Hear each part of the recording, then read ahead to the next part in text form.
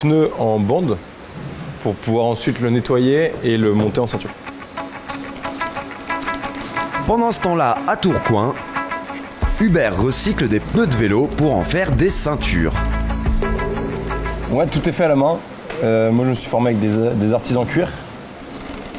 J'ai été rencontrer des cordonniers, des gens qui travaillaient le cuir pour regarder comment ils faisaient des ceintures, eux, avec leur technique, et adapter leur savoir-faire à mes contraintes à moi. Tu vois. Toutes les semaines, Hubert récupère des pneus dans des magasins de vélos et des déchetteries. En 2 ans, il a déjà produit 6000 ceintures.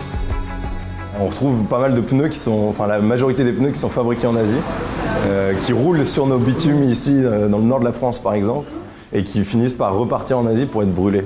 Voilà, 2019. Je me suis posé cette question, quel monde je veux pour demain et comment moi j'y contribue à mon échelle. Et la Viebelt, c'est le fruit de ça. C'est de me dire, ok, j'ai envie de faire un métier qui soit aligné avec mes valeurs, avec ce que j'aime faire. J'aime créer des produits, mais j'ai envie aussi d'avoir un impact positif sur la planète, d'apporter une solution. Le pneu de vélo qui est brûlé par millions, qu'est-ce qu'on peut faire?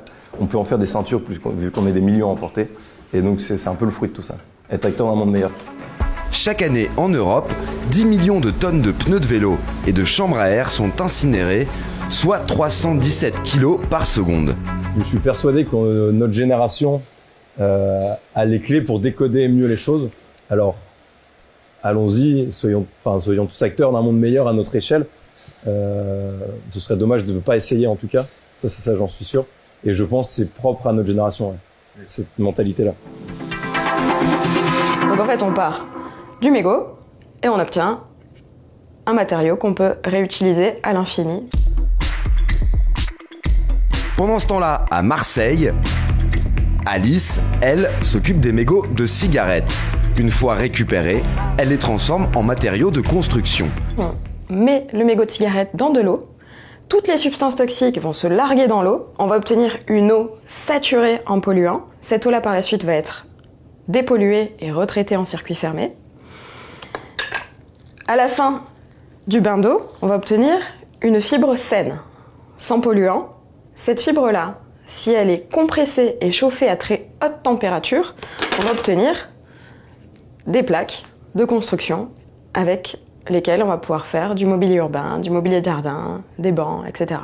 Avec son association Green Minded, elle intervient partout en France pour collecter des mégots de cigarettes et sensibiliser à l'impact environnemental. Chaque année en France, 30 milliards de mégots sont jetés. En fait, le but de notre association, finalement, c'est de disparaître. Le jour où il n'y aura plus de mégots, on sera content et on s'occupera d'autres déchets, mais là, vraiment, on aimerait réduire à la base cette pollution. Ah voilà, on arrive à la brasserie. On va venir trier le pain qu'on a récupéré pour valider les conditions de collecte. Et puis après réinjecter ça au sein de nos cuves et puis en faire de la bière. Pendant ce temps-là, à Lille, Martin, lui, fait de la bière avec le pain rassis des bars et restaurants. J'ai regardé un petit peu sur internet ce qui se faisait et je me suis rendu compte que la bière au pain, c'est quelque chose qui existe depuis des milliers d'années. Les premières bières, c'était de la bière au pain.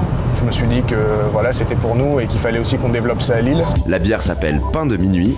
Elle n'est vendue que chez les partenaires de Martin, comme Florent Laden. La bière est bonne. Voilà, déjà avant tout, c'est le produit qui parle, toujours. Ensuite, moi, cette dimension écologique était très importante à mes yeux. C'est très difficile d'anticiper ce qu'on va vendre en pain sur une journée. On n'est pas médium, on est juste restaurateur. En France, chaque année, 87 000 tonnes de pain et de viennoiserie finissent à la poubelle. C'est à peu près 4,5 kg par Français et par an. Je suis convaincu que le monde dans lequel on vit, il faut le réinventer. On ne pourra pas continuer à vivre de cette manière. Et il y a plein de possibilités.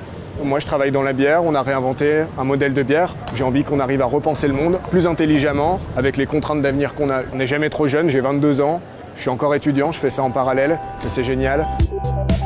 Hubert, Martin, Alice ou d'autres, dans nos territoires, ils sont nombreux, jeunes, à se bouger pour imaginer le monde de demain.